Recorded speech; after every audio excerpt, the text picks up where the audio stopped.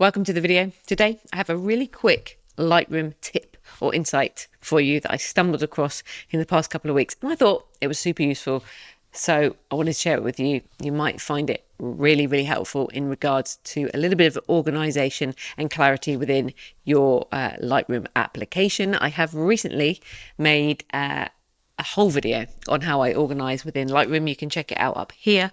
This wasn't in there because I've only recently discovered it, but there's loads of other tips in there if you want to go and check them out. So let me go to my computer and we'll get into it. So within Lightroom here, you can basically create something called a smart album. Now, you may already realize this, and I may be very late to the party. I thought it was pretty cool. So what you want to do is you want to come down to the left-hand side here and click the plus button, and you can see create album, create smart album, and create folder. If you hit create smart album, you can call it, let's call it if I can spell, YouTube, for instance. You can choose to put it within a folder, but I'm not going to put it in for a folder for the time being. And you can literally like add a rule to it. So you can choose a camera, for example. So perhaps I could choose my iPhone 15 Pro. So this way, every time I upload a photo from my iPhone into Lightroom, it will go into this folder. You can choose various different things. Obviously, I've just chosen a camera there, but you can really niche it down to whatever you like: location, orientation, people, ratings, whatever you feel would be useful. Perhaps you want to get everything from one date or one location into different albums.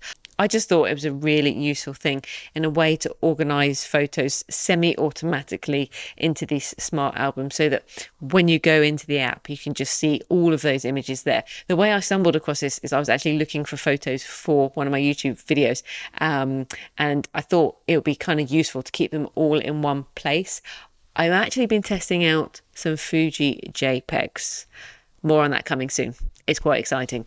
This is how I actually discovered it in the first place, because I'd filtered all of those JPEGs from the Fuji camera, and it prompted me to create a smart album. So you can do it that way as well. If you literally just filter something in the usual way that you would on that top filter bar there, it might prompt you to make a smart folder when you've got them all there. But the really simple way to do it is the first way I showed you.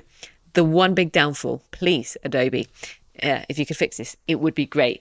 This only seems to work on the desktop version of Lightroom CC I'm using here, but it doesn't transfer across to mobile in terms of on your mobile phone or my iPad, which I thought I'd hit jackpot, and I was like, this is brilliant.